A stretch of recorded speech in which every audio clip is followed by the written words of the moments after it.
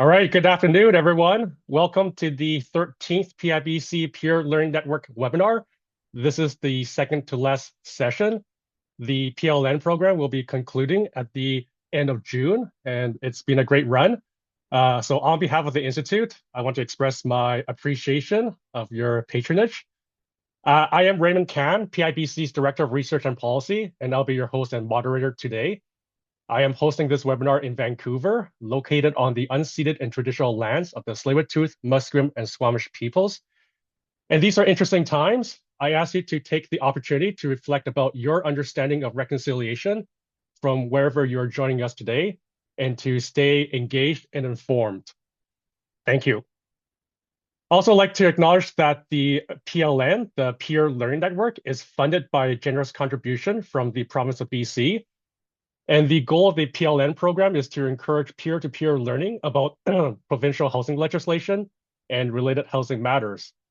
So while we are appreciative of the province's financial contribution and recognition of the role of planners, PIBC is solely responsible for designing and delivering all of the PLN offerings. And one of the key features of the program is that everything we offer is barrier-free, from these webinars to the new resources that we have been delivering. So in early April, we launched the Intelligent Inventory, the first AI tool developed for planners in BC to search, compare, and analyze OCPs and zoning bylaws of 81 local jurisdictions. And today, we have over 350 registered users, which is pretty incredible, given the sort of scope of this planning tool. And I'll have more to say about the Intelligent Inventory later on this session. The other new resource and the focus of today's webinar are the Housing Advisory Bulletins. What we heard consistently early on in the program was that the planning community had a really strong desire to have access to foundational information about key housing topics that were germane to the provincial housing legislation. So working with PIBC's Housing Task Force, we identified several key principles. We wanted to produce a resource that is intended for professional planners, either already working in the housing space and simply want a refresher, or those who are just getting into the housing policy space or just curious about housing in general. And we also wanted to produce a resource that would be easy to pick up and read, again, written for the professional planner. And lastly, we wanted to produce a resource that would have a fairly decent shelf life, a timeless resource, if you will. So from these basic principles, the Housing Task Force landed on three broad topic areas. One, the development fundamentals of housing. Two, the cost and funding of infrastructure and amenities. And three, inclusionary zoning and inclusionary housing policies. So work on these bulletins began last fall, and I'm very pleased with the final products. And I'm especially happy to have the consultant team today to provide an overview of their work on these bulletins. So I'm now going to ask our three presenters to turn on their cameras. We have Adam Mattinson with BNA Studios, Andrea Renney with City Squared Consultant, Stefan Krzeczunowicz from Hemson Consultant. And if you haven't done so already, you can browse our speakers' bios on the webinar page, and I'll paste that into the chat box in a few minutes. After this presentation, we're going to do a round of Q&A. So I just want to thank those who submitted questions in advance. And please feel free to submit new questions in the Q&A box during the presentation. I've also left the chat box open, but as a friendly PSA, we can disagree without being disagreeable. So let's uphold this standard of conduct before tapping on the keyboard. And finally, this webinar is being recorded and will be posted on PIBC's YouTube channel. So without further ado, please take it away, Adam. Thank you so much, Ray, and thank you everyone for joining us today, along with our team here, Andrea and Steph. It's been a real pleasure to work with the PIBC team, the Housing Task Force, and everyone throughout this project. It's been quite a big undertaking. And as I bring up my slide deck here, we're excited to walk you through it today. So there is a lot of content we're looking to cover here. So we're going to be providing a bit of an executive overview of the bulletins themselves. But as Ray introduced, my name is Mattinson from B&A Studios, Andrea Renney from SCD Squared Consulting, who's our financial specialist, and Stefan Krzeczunowicz from Hemson, who specializes in cost of growth studies, including things like development cost charges and amenity cost charges. I'm going to be handing it off to each of them throughout the presentation, but in the interest of time, we're going to dive right into things here because there's a lot of ground we're looking to cover with these bulletins. They started out as a very brief primer, and as we were looking to cover these complex and interrelated topics, they very quickly expanded as we look to try and properly and holistically and comprehensively cover the challenges we have at Bay here. So very briefly, the bulletins themselves, as Ray mentioned, are designed to be practical, practitioner-focused reference tools. They cover 3 interconnected series, each building on the last. And together they form a single narrative about how planning policy, development economics, and inclusionary housing fit together under BC's evolving legislative landscape. Series 1 lays the foundation, legislative changes and what they mean for development economics. Series 2 addresses the cost of growth and the funding tools available for infrastructure and amenities. Series 3 tackles inclusionary zoning and inclusionary housing policy. Each series contains multiple bulletins that go progressively deeper into specific topics. Now I'm going to start here really briefly. We're going to try to get through this as quickly as possible in a bit of an executive style. There'll be a lot of text on the screen. We do encourage you each to dive into the bulletins themselves, but we will also be happy to answer questions as we go here. So starting with Series 1, Fundamentals of Housing Development Economics. This is where we lay the groundwork for everything that follows. Bulletin 1.1 addresses the major provincial legislative changes that occurred between 2022 and 2024 and what they mean for planning practice. It covers how official community plans, zoning bylaws, and approval processes now need to align with housing supply objectives and provides guidance on how avoiding policy-driven supply constraints along the way. The legislative context for land use planning has shifted significantly in BC since 2022. The Housing Supply Act, followed by Bills 44, 46, and 47 the following year, and then by Bill 16 the year after that, have collectively introduced housing target orders, changes to public hearings, expanded development financing tools, transit-oriented areas, and a suite of new policies to ensure local governments have the tools they need to achieve complete communities as a condition of development. These aren't incremental updates. They fundamentally reshape the framework we operate within. For planners, this means a shift away from bespoke site-by-site amendments towards more systematic and, if needed, pre-zoned approaches. The OCP and zoning bylaw take on a much more central role than they may have in the past, though I would also like to note that as planners, they have always been central, but now they are more central than maybe perhaps they had been. The emphasis moves from reducing uncertainty towards standardizing permissions and ensuring that what we plan for is financially viable and deliverable. A critical distinction the bulletins draws is between theoretical supply and realizable supply. Designating for land for housing doesn't guarantee it will be developed.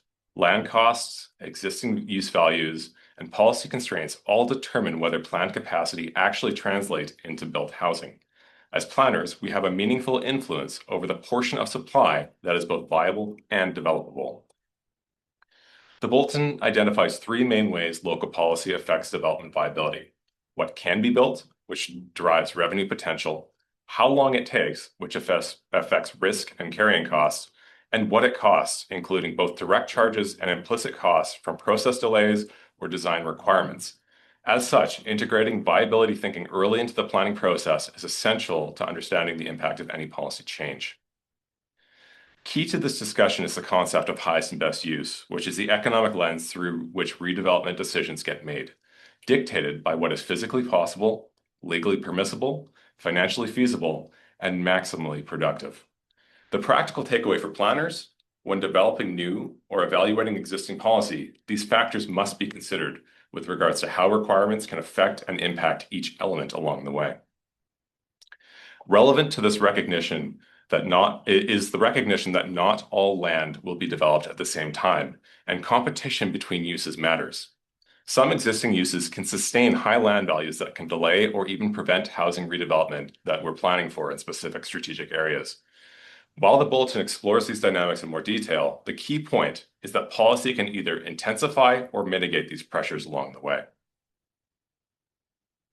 To close out Bulletin 1.1, the key considerations are to embed feasibility analysis into core planning work, Standardize and simplify zones and site standards as much as possible, coordinate requirements across departments, and focus on deliverability rather than just capacity on paper. With that foundation in place, I'll hand things over to Andrea to walk through the development viability fundamentals in Bulletin 1.2.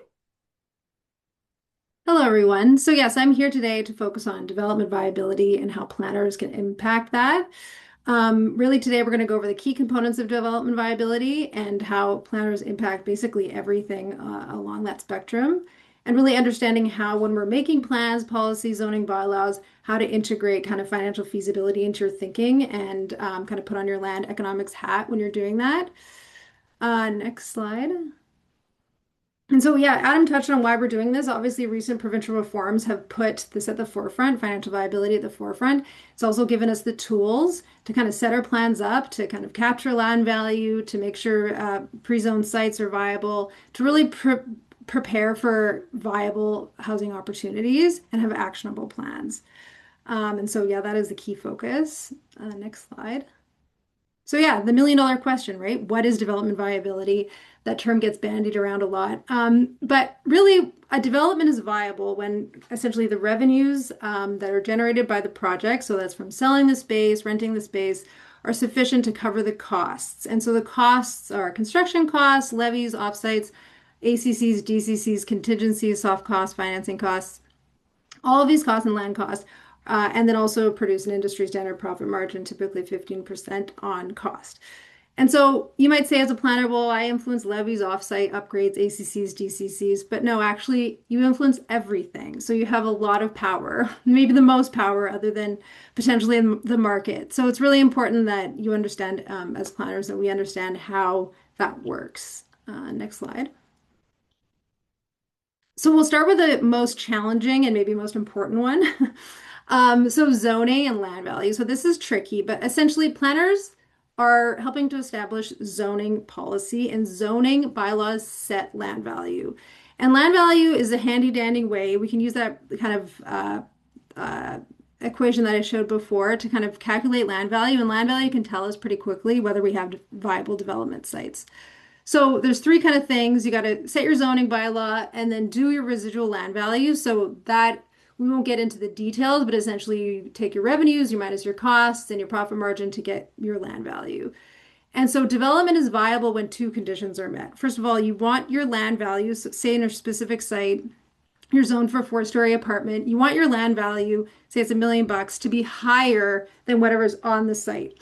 So you're not, working in a vacuum. You're typically you're zoning for growth in corridors where there already is something there. And Adam touched on this. So it's kind of counterintuitive, but you want your land values to be higher than the values of your existing use. And sometimes planners will say to me, well, isn't that going to cause speculation? We don't want the homeowners or the building owners to have higher taxes. But in actuality, that's what you do want. You want land values to be higher and you want land values to go up when you put in new zoning, because you want a developer to be able to essentially outbid the user of the existing use.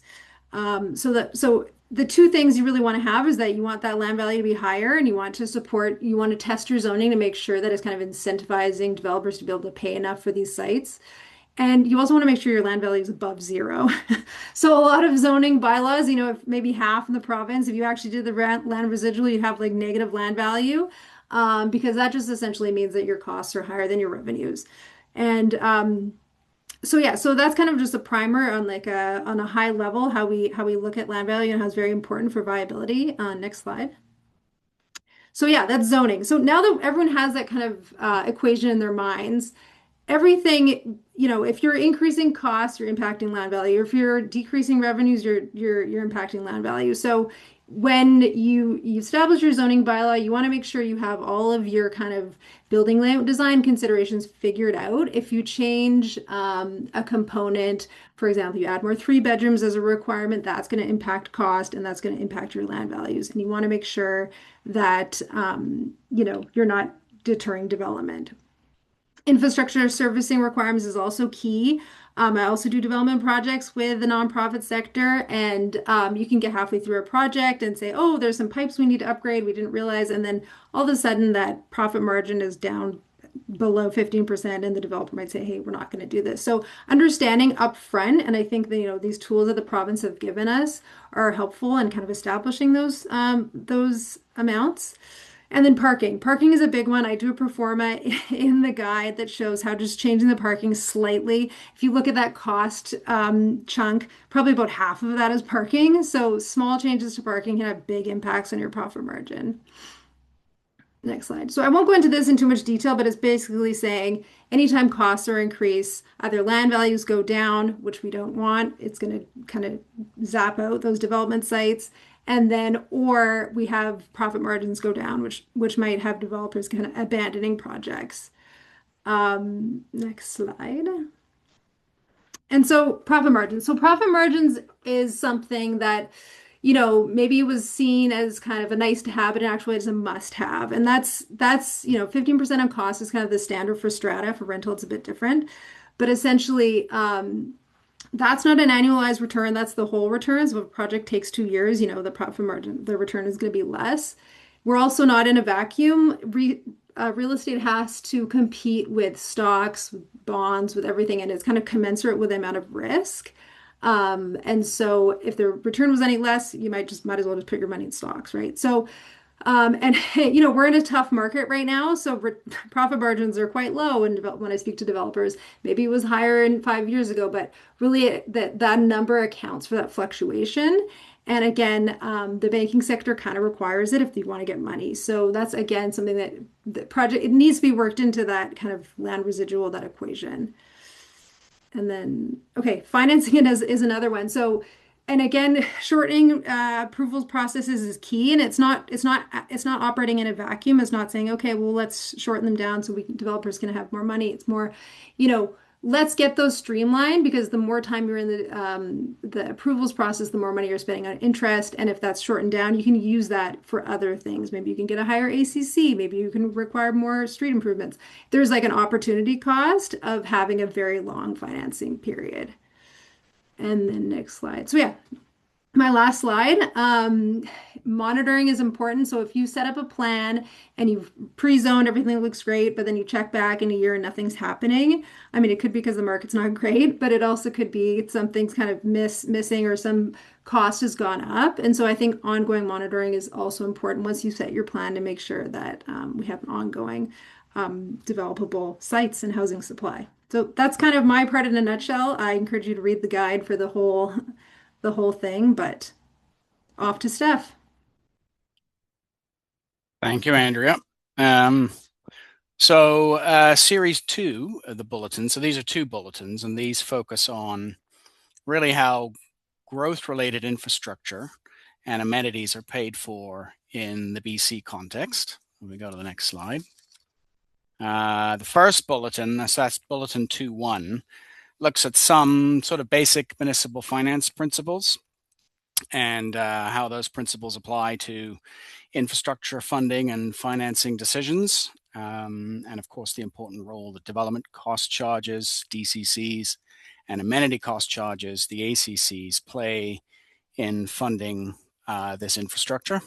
Next slide, please. So the bulletin starts with some basic municipal finance definitions and concepts, the difference between funding, which is about who pays for infrastructure, and financing, which is really about the way municipalities go about raising revenue to pay for infrastructure costs, the distinction between the initial cost of a facility or a pipe versus the life cycle and the operating costs. And of course, it's only the upfront costs that are paid for by DCCs. And then, of course, the difference between costs within a subdivision, on-site costs, which are typically paid for directly by a developer, and then the off-site costs, which are or can be funded from ACCs and DCCs. Next slide, please. The bulletin also discusses principles to consider when making funding decisions. So this is obviously from the municipal perspective. I mean, ideally, these principles are pretty easy to apply, but the reality is there's often a real tension between what a community wants, what the real estate market can bear, as Andrea just sort of alluded to, and also what the law permits.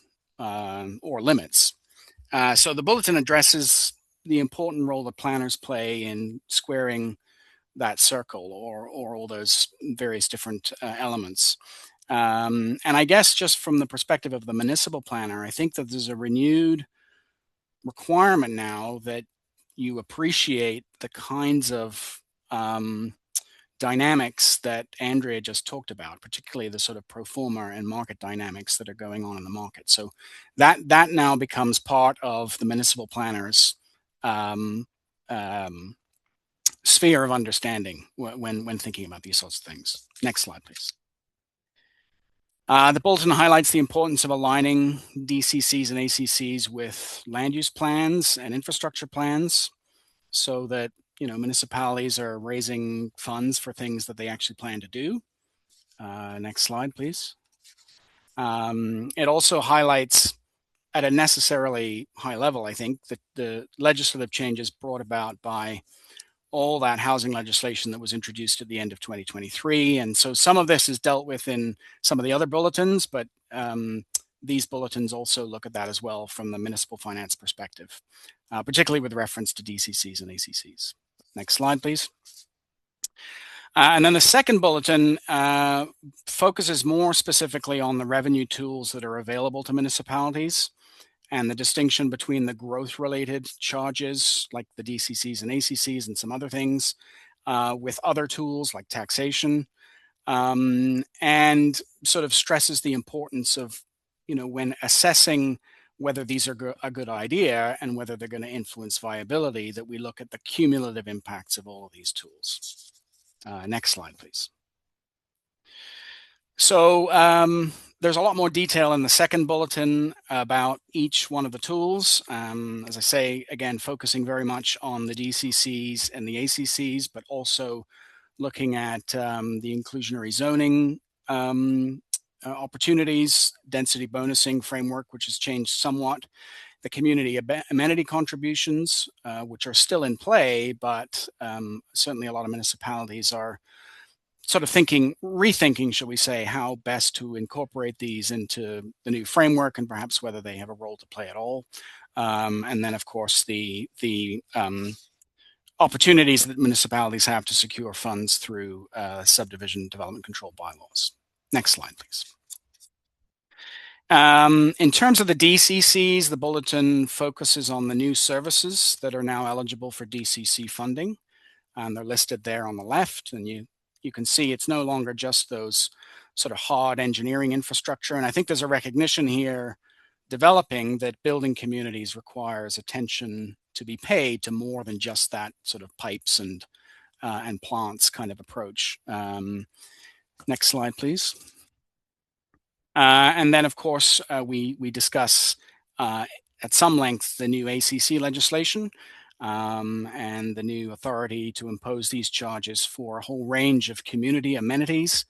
And really what the ACC is doing is formalizing the funding of these amenities in a very standardized DCC-like manner that moves away from perhaps the previous approach that was more ad hoc, more negotiation between municipalities and developers. Next slide, please. So the new framework limits discretionary approaches to imposing charges. It introduces new technical requirements for setting charges.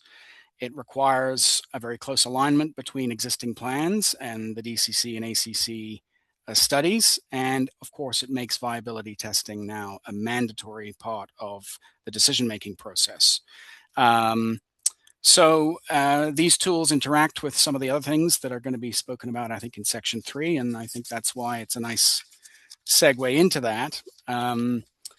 But before I just hand it over to Adam, I think, I'll just say that the bulletin concludes with some discussion about, the other funding tools that municipalities have. And there aren't many, to be frank, but we speak about the property tax. I think we're on the next slide there, Adam.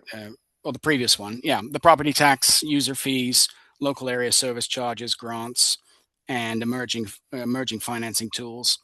And, we still have this overarching principle that growth should only help pay for infrastructure.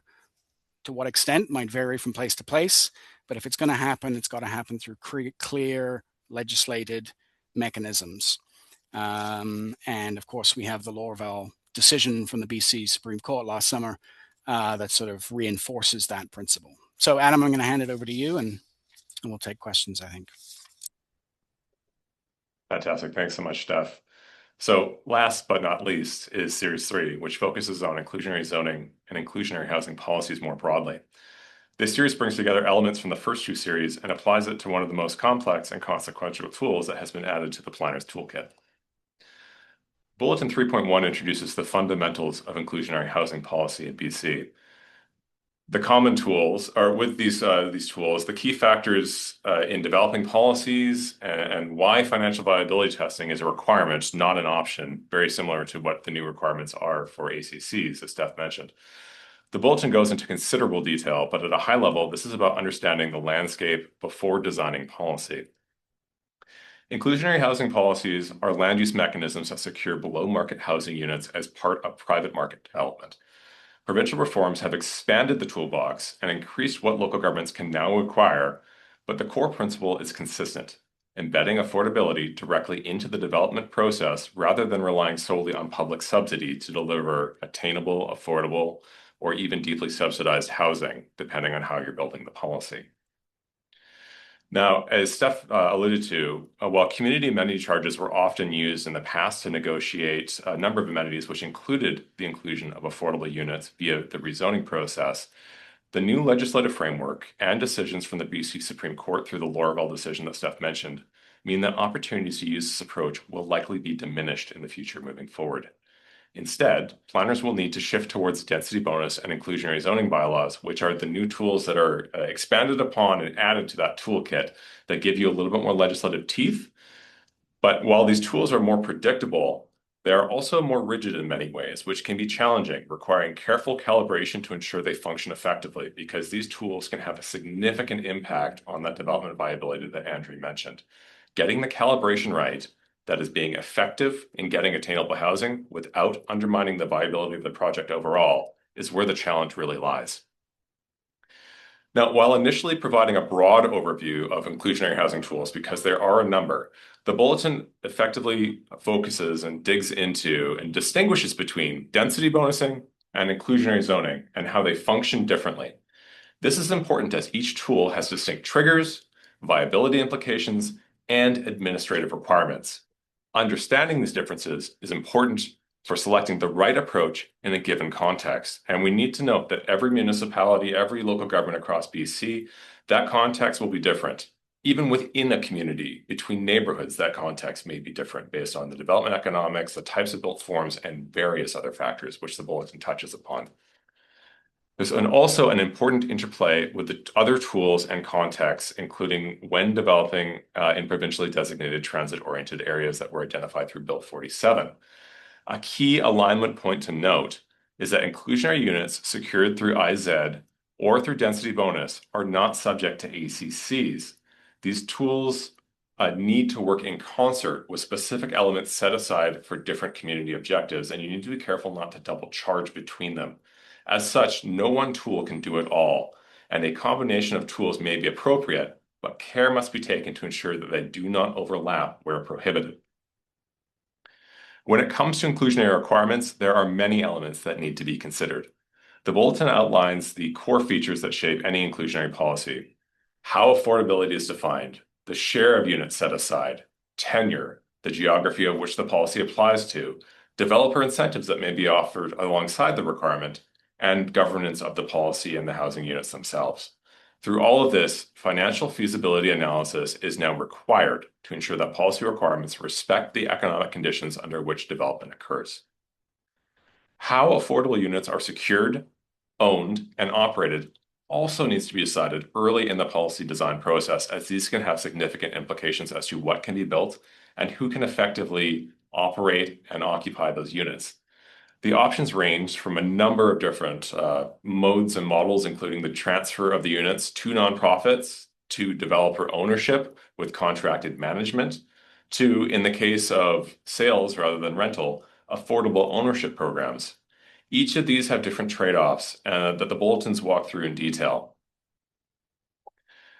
Inclusionary housing requirements are inherently challenging. We need to know it up front, and we're probably going to reiterate this a couple times. They can be financially, procedurally, and operationally challenging. The bulletin identifies the impacts on overall housing delivery, neighborhood-level differences, which can result in spillovers, cross-jurisdictional spillovers between jurisdictions as well, changing market conditions, and funding constraints along the way. Because in many cases, these policies work best when they're being given other subsidies or other forms of financial support to encourage the development rather than just require it. These aren't necessarily reasons to avoid the tools, but we have to stress they are very important reasons to design the tools and policies carefully. Bulletin 3.2 shifts from theory to practice, focusing on case studies from BC and the United States. The goal of this bulletin is to illustrate how inclusionary policy has actually been implemented and what outcomes, intended and otherwise, have resulted. Now, while inclusionary zoning is relatively new in BC in terms of an actual legislative tool, it does have a long established history through the CIC program, which is a form of adjacent type of policy, as well as actual formal inclusionary zoning requirements in other jurisdictions across North America and the globe. In this case, the case studies were selected based on their context, how the policy was applied, and the key takeaways that can inform best practice here in BC for local governments that are looking to adopt their own policies. The bulletin examines 6 jurisdictions: Vancouver, New Westminster, and Burnaby in British Columbia, along with Seattle, Montgomery County, and Cambridge in the US. Each was studied through policy research and direct interviews with planners, builders, and operators within the market context to capture grounded perspectives of what worked, what didn't, and what they might like to see changed, as many of these policies are actually being actively revised as we were talking to many of the folks involved. I'll note here that there are many jurisdictions that have successfully applied inclusionary housing policies in different formats and contexts across the world. However, due to the limits of the study, we can only survey so many examples, so the list here represents a distillation down with input from the Housing Task Force. As to the examples that represent a strong incidence of being in place for a while, a strong track record on the policy, along with their applicability to the BC context. Now, while the bulletins dig into the story behind each of the different case studies, I'm just going to summarize briefly here that the overarching lessons across all case studies are consistent. Predictable requirements and clear affordability definitions matter. Policies need to align with market conditions as they shift. Tools must preserve affordability without compromising viability, and periodic review and recalibration is essential. From the case studies, we bring this together in Bulletin 3.3, and this builds on everything we've talked about through all the other bulletins, bringing together the key considerations and best practices for designing and implementing inclusionary housing policies at the local level for each of your respective jurisdictions. It provides decision-making frameworks, clarifies the planner's role, and is upfront about the limitations of these tools that need to be considered.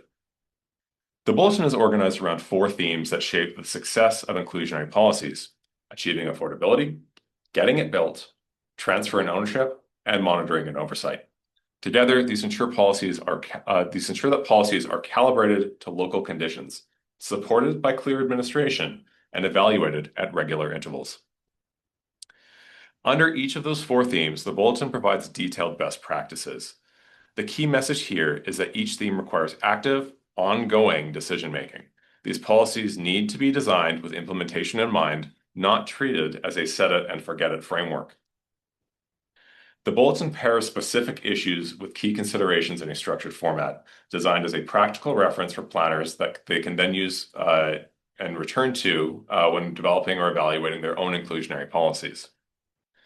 Continuing with the best practices framework, the emphasis remains on grounding every element of an inclusionary policy with evidence and testing for feasibility before implementation.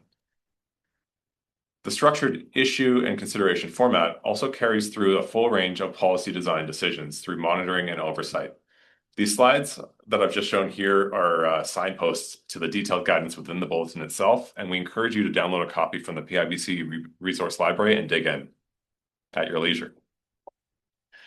Now, I've summarized a significant amount of context, but for planners and those associated with the industry, the bottom line is this. We need to understand the mechanics of inclusionary zoning and density bonus and their implications for viability, land economics, and administrative capacity. Well-designed inclusionary policy integrates housing needs, market realities, and operator limitations to ensure affordability outcomes remain durable over time and not just in one instance of a market snapshot, which is often the case that we have to deal with when we're developing these policies in the first place. And critically, I have to note here, inclusionary housing policies aren't always the right tool. An unwieldy policy requirement can just as easily harm housing outcomes as support.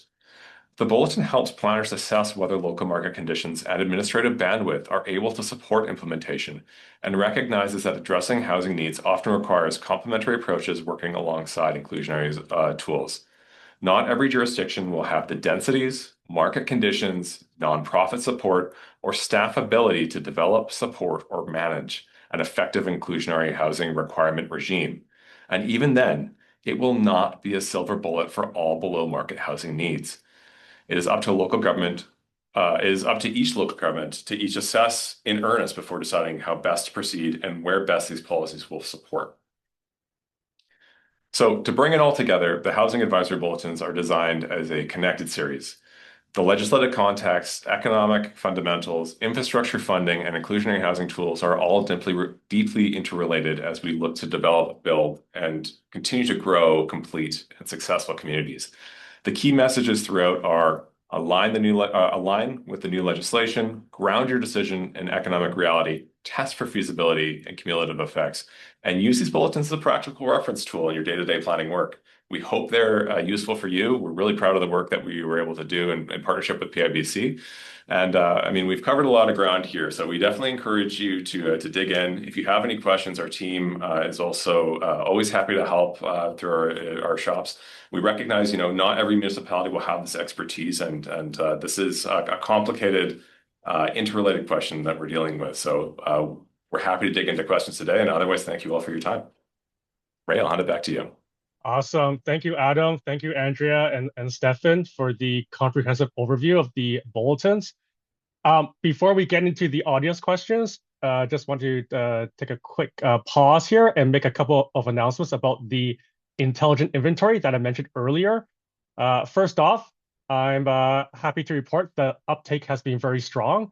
We're approaching 400 registered users, 2/3 of which are PIBC members and 1/3 are non-members. So thank you everyone for testing the tool out. And we also have a community of practice feedback survey out right now, closing next Wednesday. And please fill it out. Feedback is crucial to ensuring that this tool remains robust and useful for the planning community. So I'm just going to paste those links in the chat box. And then secondly, just to demonstrate that we are listening to the user community, we are introducing a new feature in the tool starting today. You can directly upload planning documents into the inventory. So one of the main concerns that we have heard consistently was how will we keep the inventory fresh when OCPs and zoning bylaws are amended from time to time.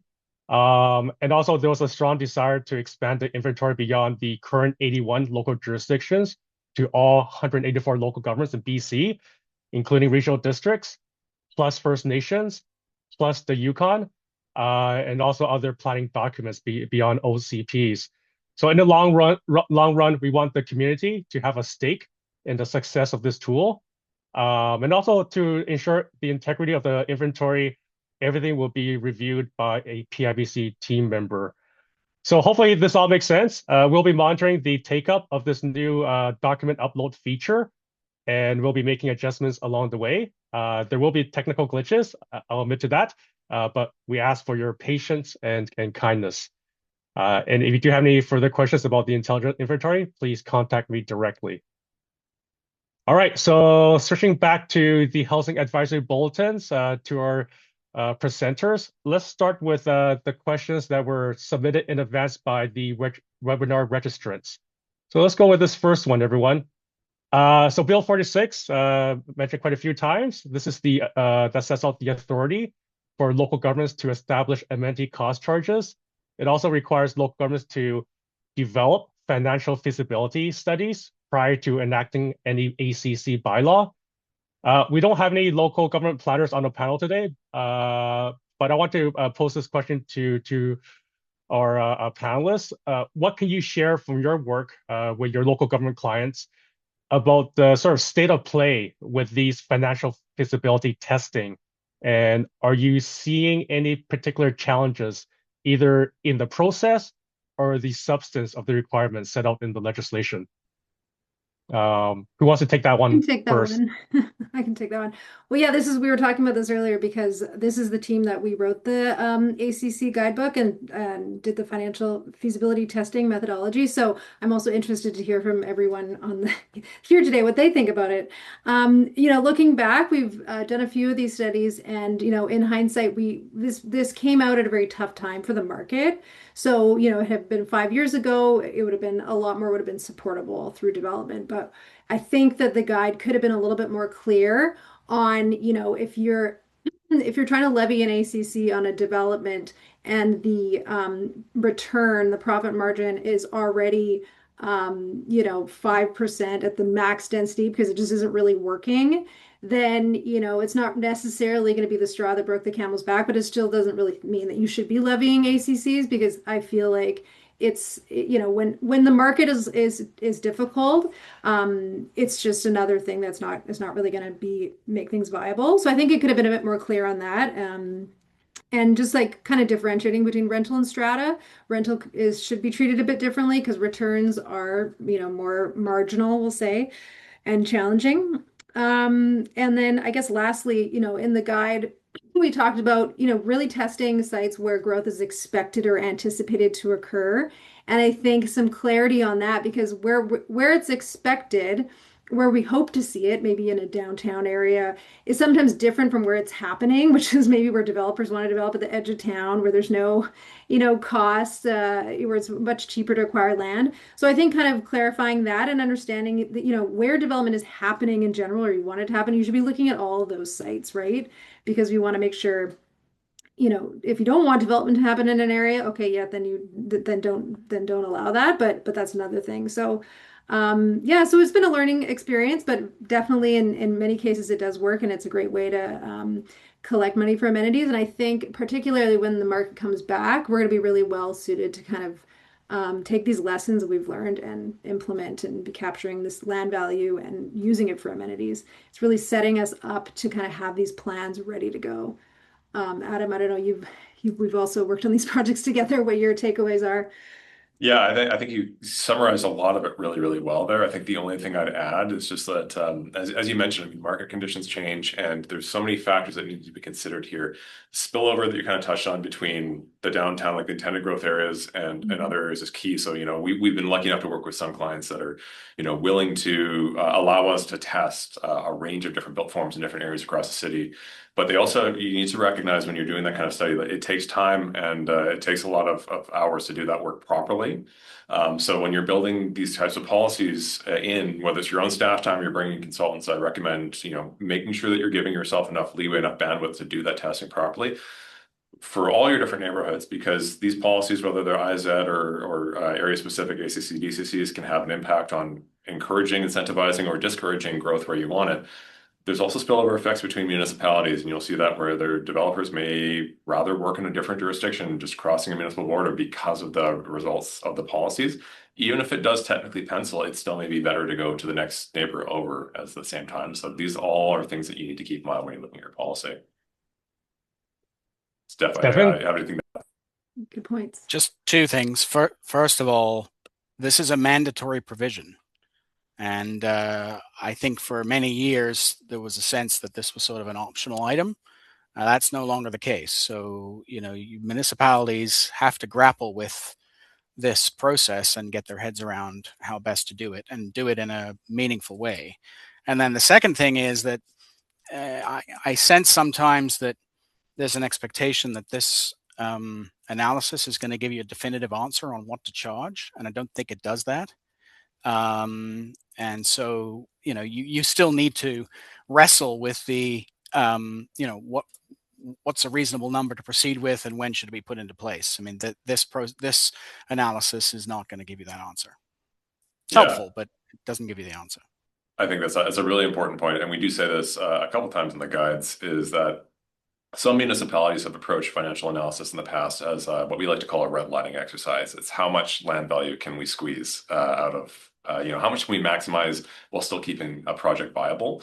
And while that has been successful in the past, and through our own research, Vancouver through CAC's on site negotiated rezonings, they've been very successful in capturing a maximum amount of land value. And that worked great when the market was hot. But when you're moving towards these tools that are more standardized across multiple different projects and trying to be more predictive, that approach it can be really problematic because any shift in market conditions, even any shift between neighborhoods, built forms, things like that, it can easily work in one case and not work in another.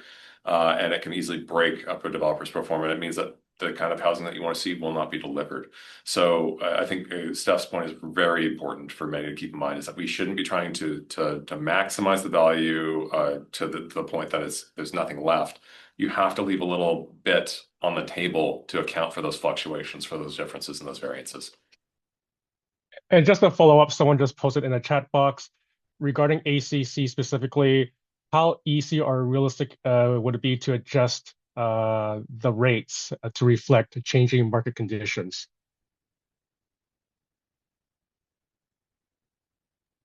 Well, there's a process. Yeah, go Steph. I was going to say there's a process for amending a bylaw and set out in the guide quite nicely, so it can be done. I don't think you can.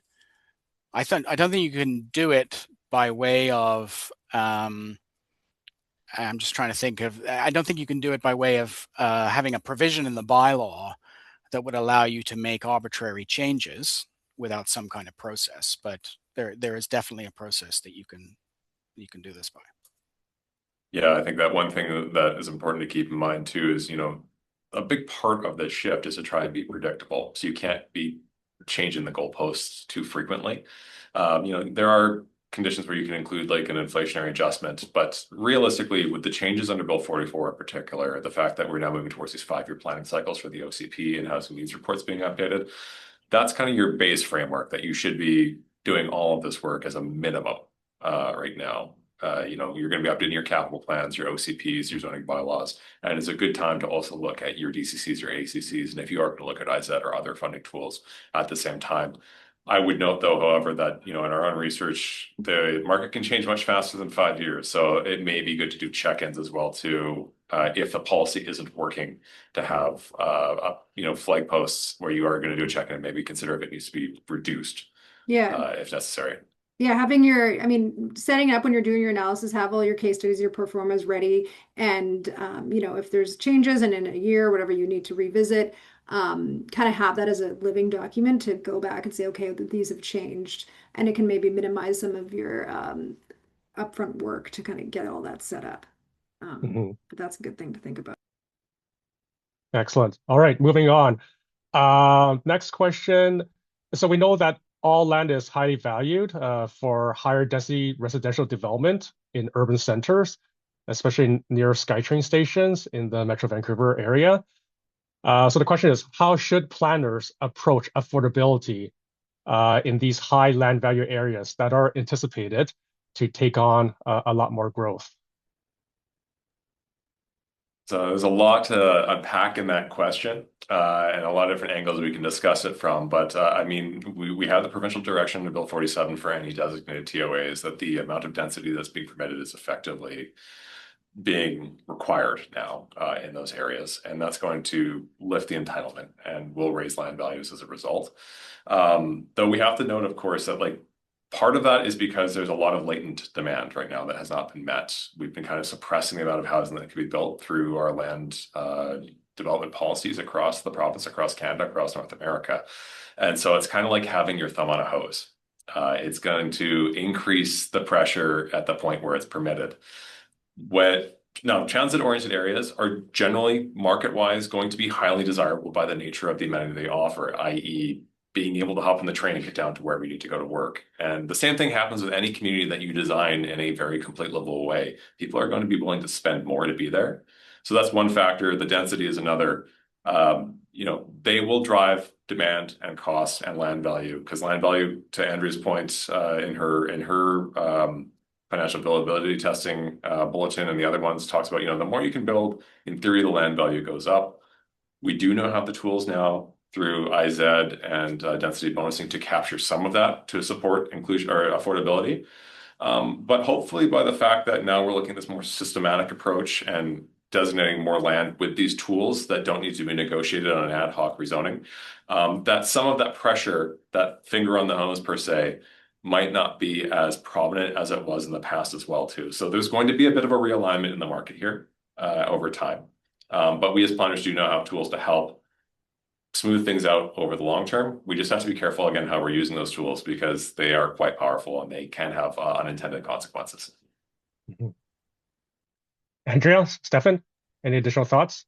Well, yeah, I mean, there's also two things there. High land values doesn't necessarily mean that you're not going to be building kind of mid-range units, right? It's just kind of a product of there's a lot of permissions allowed on that site. And I think to Adam's point, the more the provincial legislation is great because it will kind of blanket allow more development sites across the lower mainland particularly, and then the more sites there are, the more the prices can come down on condos and what have you. And you're already seeing that happening. So, land values will still be high, but it doesn't necessarily mean that the prices within those buildings are high. It just means that there's a lot of density permissions. And I think, some of these tools where, density bonus in some areas allows you to capture money for, nonprofit into an affordable housing reserve, can be used in other ways to kind of work with nonprofits to get affordable housing in other areas in addition to the inclusionary zoning that's required. So it's there's a complicated question. There's a lot going on there, like Adam said, but it doesn't necessarily mean that you're going to have these very high priced condos at every transit station, right? Those two things aren't necessarily linked. Excellent.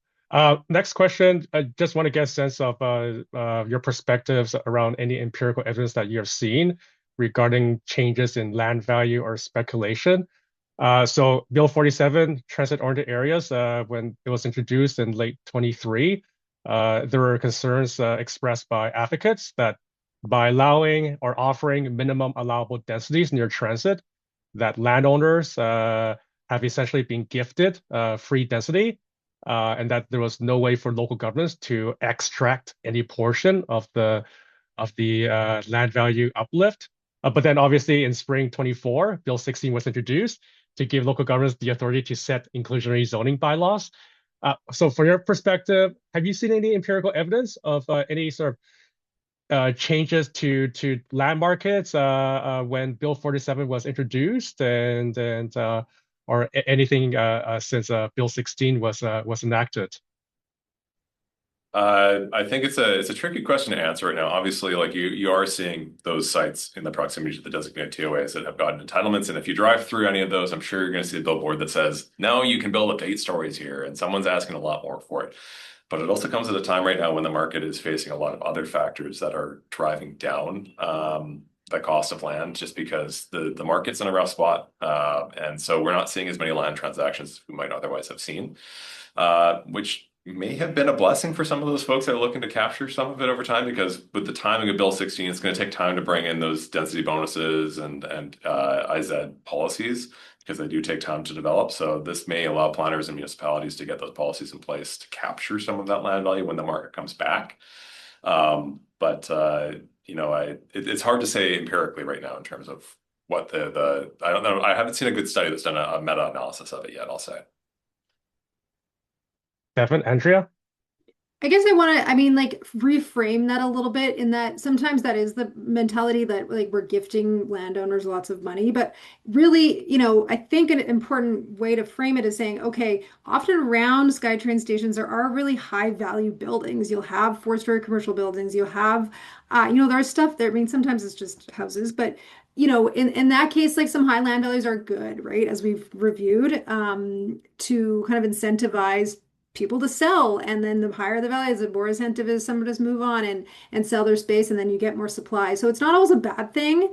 Of course, if it's a huge lottery win, that's not great either. But I think that the way that it's been rolled out, and like Adam said, the market conditions, I don't really think that it's turning into this giant, deluge of cash for certain people. But who knows? I think we need to kind of move away from like, that idea that it's purely for someone to kind of cash in, because sometimes, as I said, we really do have high value buildings in those areas and you need a lot of money to buy them out for development. Mhm. Stefan, any additional? No, I thought that was two great answers. Excellent. All right, so moving on, we have 7 bulletins, and we're not supposed to pick favorites, but Series 3, inclusionary zoning, inclusionary housing policies, has been the most popular in terms of downloads to date. And as Adam mentioned in his presentation, that we focus our research in Series 3 on several local case studies and several prominent US case studies. That said, I'm curious to hear from the panel whether there are any other jurisdictions outside of Canada or the US that you think may be worth further exploring vis-a-vis the sort of implementation of the inclusionary zoning in our local context. Yeah, it's a good question. And as I mentioned in the presentation, I think we had a list of about 16 or 18 case studies we started with when we presented to the Housing Task Force, trying to distill it down because, there's so many interesting stories out there, but trying to make it relatable and just also being able to, dig in and actually talk to the people doing the policies and finding actual empirical data. The empirical data related to these policies is very difficult to actually find sometimes in terms of like how much housing was built, how much housing would have been built, how much of it was affordable, what levels, etc. It's often not tracked particularly well between different areas. But there are a lot of interesting case studies out there. San Francisco is a big one. New York is another one as well too, where there's been very prominent policies that have significant numbers attached to them. Outside of North America, London, England has a big one. England in general, through Section 106 systems, is really interesting. I think they said about 28,000 affordable homes in England in 2019 before the COVID pandemic alone in that year. That's nationwide, so take that with a grain of salt. And Scotland is also noted. They have a slightly different policy there, but it actually has a land inclusionary requirement that sets aside land rather than the actual housing. All very interesting, but I would note that even those instances, certain things are not apples to apples, and even they're being reviewed rather actively right now. There's some discussion about those, for example, 106 being repealed in England or adjusted. So a lot to go on. It's a very deep and complex topic to deal with and dig into and find meaningful takeaways for the local context. But we're always happy to chat about those. Excellent. So we have a few more questions, and I know we're coming up to time. If people can stay an extra 5 to 10 minutes, that'll be great. These are really important questions next. Just turn our attention to Series 2 about infrastructure and amenities. So Stefan, the series addresses some of the key principles guiding decisions around how we pay for new infrastructure and amenities. So I just want to maybe poke the bear a little bit and ask you, Stefan, and Adam and Andrea, about your thoughts about the growth pays for growth mantra. Well, presumably you're asking whether it still applies. I don't think it's a new concept. I think it's bandied about a lot, perhaps in the wrong context sometimes. But, it's a pretty well-established principle that if you can establish a connection between the cost of a piece of infrastructure or, the expansion of a facility and the beneficiaries of that expenditure, then it's perfectly reasonable to charge those beneficiaries for the cost. And that principle applies, doesn't just apply to DCCs and ACCs, it applies to municipal finance and just general taxation in principle. So, I don't think the fairness of it goes away just because we're the housing market's in trouble at the moment. I mean, the fairness principle remains just as sound as it was when 5-10 years ago or 50 years ago, when people were still talking about it. In terms of alternatives, remember this distinction between financing and funding, right? There's a whole range of options to finance infrastructure, but there's relatively few funding options.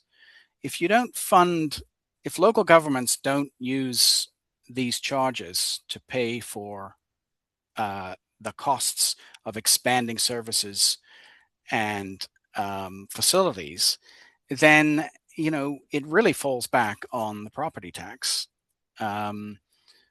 Now, there's a growing awareness, I think, at the provincial and federal level that they have responsibilities to step in during times of crisis.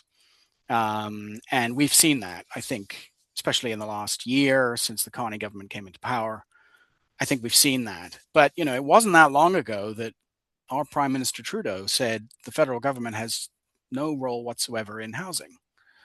So, I think that, the principle still applies. I think that in times of crisis, as I say, maybe the balance needs reevaluating, and certainly municipalities can't be left on their own to deal with the problem.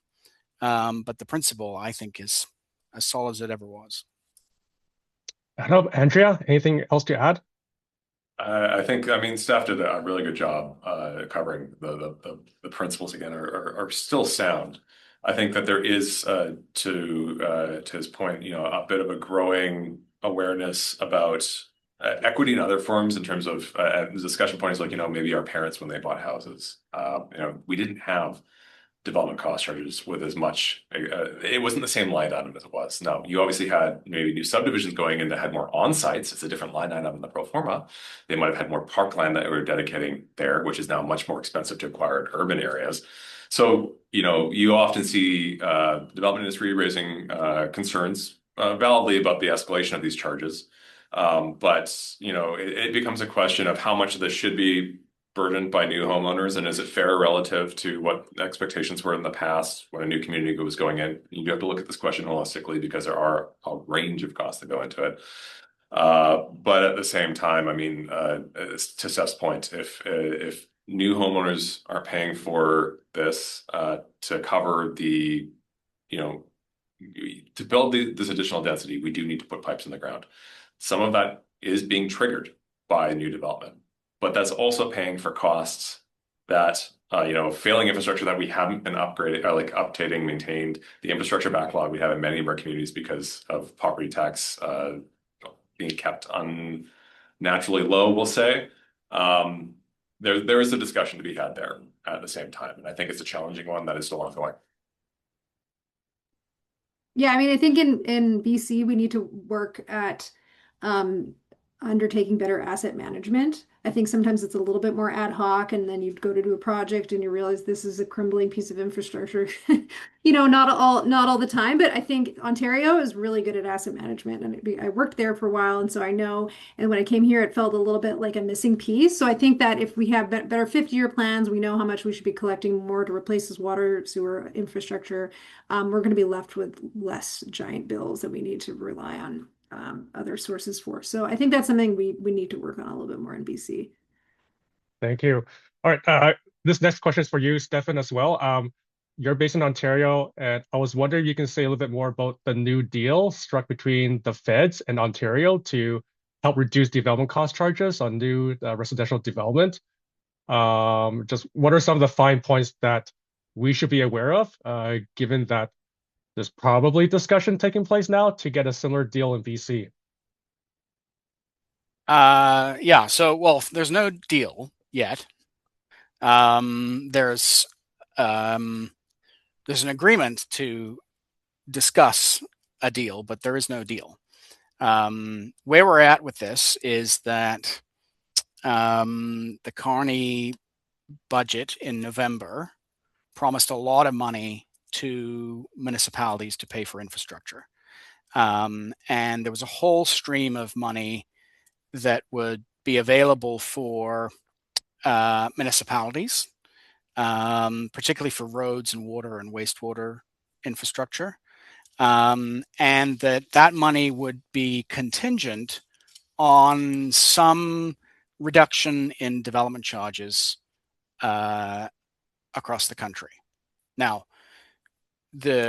each province is going to have its own agreement with the federal government on how to reduce development charges in its own jurisdiction in order to secure the funds. And so I think the deal you're referring to is that at the end of March, the Conservative government issued a statement saying that basically we're looking at this, and one of the things we're going to do is we're going to come up with a list of municipalities where we think DCs are seen as cost prohibitive, and we are going to require that those municipalities, if they want access to these funds, are going to have to reduce development charges by anywhere from 30 to 50% over a 3-year period. So, I mean, that's a pretty hefty reduction, and it's sustained as well. And coupled with that, they have also committed to an HST rate rebate on the purchase price of new homes under $1 million. So that's a significant incentive being provided directly by the province. So, we don't know anything more than that. But certainly, the provincial government in Ontario for some time has been, pushing pretty hard to reduce development charges with the parallel promise that municipalities will be kept whole for any revenue loss that they suffer. The keeping municipalities whole side of things has been fairly vague as to how that's going to be dealt with. But I think that, perhaps they think that the federal revenue stream will be able to plug that gap now. And so we'll see whether this is limited to a few municipalities that the provincial government feels are a bit offside in Ontario, whether it's like 10 big ones and everyone else sort of putters along the way they have been, or whether this is going to be more broadly cuts that are more broadly based. That's where we are, though. There's no deal yet. All right. Thank you, Stefan, for clarifying that. All right. One final question. Let's go around the horn. So the Housing Advisory Bulletins, this is a resource now for the planning community. And just want to end this webinar by asking each of you, what in your mind is the most crucial thing a planner should take away when thinking about housing policy? So much to Adam, choose from. start with you. So much to choose from. Brush up on your pro formas. Honestly, it's unfortunate. Like personally, planning by Excel kind of gets looked down on a little bit, but I think that at the end of the day, regardless of where you are working in a municipality, whatever type of planning you're doing, understanding how the impact of your policy affects the bottom line for any form of redevelopment is really integral to understanding how to develop effective policy that achieves the outcomes we want. And so being able to understand how anything affects the bottom line actually makes you a much more effective advocate for actually seeing the change you want to see. So definitely encourage you to take additional courses if you need, or bring on those that can help along the way as well. I would say, Andrea? we didn't talk about it today, but understanding, maybe looking into a little bit, and this is in the guide a bit, is the kind of development economics of nonprofit housing. There's a different kind of viability test related to, the amount of revenues that can support the loan and then the equity that a partner brings. They're way more constrained than private sector development.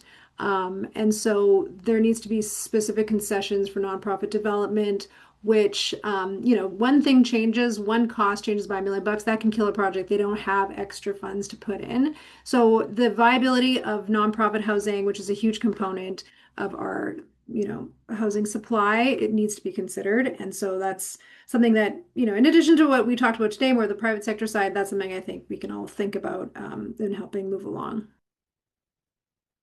Yeah, I mean, I would just want to reinforce what Andrea said. I mean, I think planners' role in influencing market-based housing is pretty minimal.